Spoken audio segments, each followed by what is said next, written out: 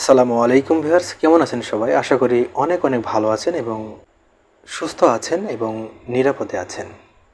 Viewers, আজকের বিষয় COPD অর্থাৎ chronic obstructive pulmonary disease. Chronic obstructive pulmonary disease একটি দীর্ঘস্থায়ী ফুসফুসের প্রদাহজনিত একটি রোগ। ক্রনিক অবস্ট্রাকটিভ পালমোনারি ডিজিজে অনেকেই আক্রান্ত হয়ে থাকেন। এই রোগে ফুসফুস থেকে বায়ুপ্রবাহ বাধাপ্রাপ্ত হয়। সময়ের সাথে সাথে এই সমস্যা আরও জটিল পর্যায়ে চলে যায়। অর্থাৎ যদি কেউ এই সিওপিডি রোগে আক্রান্ত হয়ে থাকেন, তাহলে সঠিক সময়ে যদি সঠিক চিকিৎসা গ্রহণ না করা হয়, তাহলে এই রোগে আক্রান্ত রোগীর সমস্যা ধীরে ধীরে আরও জটিল পর্যায়ে কিন্তু চলে যেতে পারে।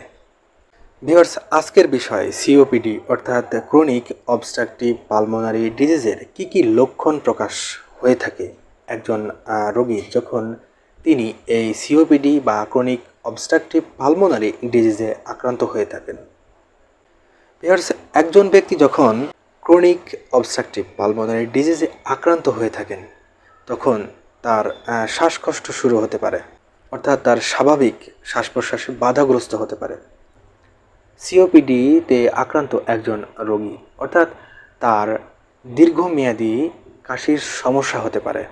সাধারণত সর্দি কাশির সমস্যা অনেকেরই হয়ে থাকে, কিন্তু সিওপিডিতে আক্রান্ত একজন ব্যক্তির এই কাশির সমস্যা অনেক দিন ধরে কিন্তু হতে থাকে, অর্থাৎ তিনি দীর্ঘমেয়াদী কাশির সমস্যায় ভুগতে পারেন।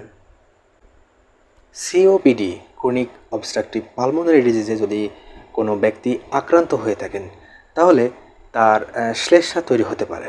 সেটি হতে পারে সাদা রঙের, হলুদ রঙের এবং সবুজ রঙের। কাশির সাথে তার কফ উঠতে পারে, শ্বাসযন্ত্রের সংক্রমণ হতে পারে, শারীরিক দুর্বলতা হতে পারে। যেহেতু সিওপিডিতে আক্রান্ত ব্যক্তির শ্বাস প্রশ্বাসের সমস্যা হয় এবং তার কাশি হয়, দীর্ঘমেয়াদী কাশি থাকে, অতিরিক্ত শ্লেষ্মা তৈরি হয় এবং তার সাথে তার কফ ওঠে, এ কারণে তার শারীরিকভাবে তিনি অনেক দুর্বল হতে পারেন। এছাড়াও তার ঘুমের সমস্যাও কিন্তু হতে পারে, পায়ের গোড়ালিও ফুলে যেতে পারে। ভিউয়ার্স, সিওপিডিতে আক্রান্ত ব্যক্তির তার এই সিওপিডি আক্রান্তর পাশাপাশি একটা দীর্ঘমেয়াদী যদি তিনি এই সিওপিডিতে আক্রান্ত হয়ে থাকেন এবং যদি তিনি সঠিক সময়ে সঠিক চিকিৎসা গ্রহণ না করেন এবং যে সমস্ত নিয়মকানুনগুলো তার মেনে চলা দরকার, সে সমস্ত নিয়মকানুনগুলো যদি তিনি মেনে না চলেন, তাহলে এই সিওপিডি থেকে অর্থাৎ সিওপিডিতে আক্রান্ত ব্যক্তির হৃদরোগের সমস্যা হতে পারে, তার ফুসফুসের নানা সমস্যা হতে পারে, ফুসফুসের ক্যান্সারও হতে পারে এবং অন্যান্য শারীরিক সমস্যা কিন্তু হতে পারে। তাই সিওপিডিতে আক্রান্ত রোগীকে অবশ্যই সঠিক চিকিৎসা গ্রহণ করতে হবে এবং সেটি হতে হবে সঠিক সময়ে এবং তাকে বিশেষ কিছু নিয়মকানুন অবশ্যই মেনে চলতে হবে। এর ভিতরে যেমন ধোঁয়া ধুলো তাকে এড়িয়ে চলতে হবে, বিভিন্ন প্রকার তামাকজাত দ্রব্য এবং ধূমপান কিন্তু অবশ্যই তাকে এড়িয়ে চলতে হবে, রাসায়নিক ধোঁয়া থেকে তাকে এড়িয়ে চলতে হবে।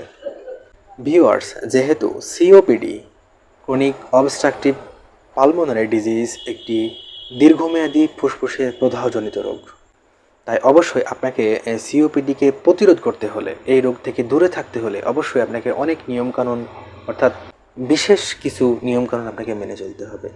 এবং আপনার যদি শ্বাসকষ্ট হতে থাকে, আপনার যদি দীর্ঘমেয়াদী কাশি হতে থাকে, আপনার যদি ঘুমের সমস্যা হতে থাকে, আপনার যদি অতিরিক্ত শ্লেষ্মা এবং কফ উঠতে থাকে, আপনি শারীরিকভাবে অনেক দুর্বল অনুভব করলে এবং আপনার শ্বাসযন্ত্রের বারবার সংক্রমণ হলে, এই সমস্ত লক্ষণগুলো যদি আপনার হয়ে থাকে, আপনি যদি বারবার এই সমস্ত সমস্যার সম্মুখীন হন, তাহলে আপনি দ্রুত চিকিৎসা গ্রহণ করার চেষ্টা করুন এবং বিশেষ কিছু নিয়মকানুন মেনে চলার চেষ্টা করুন।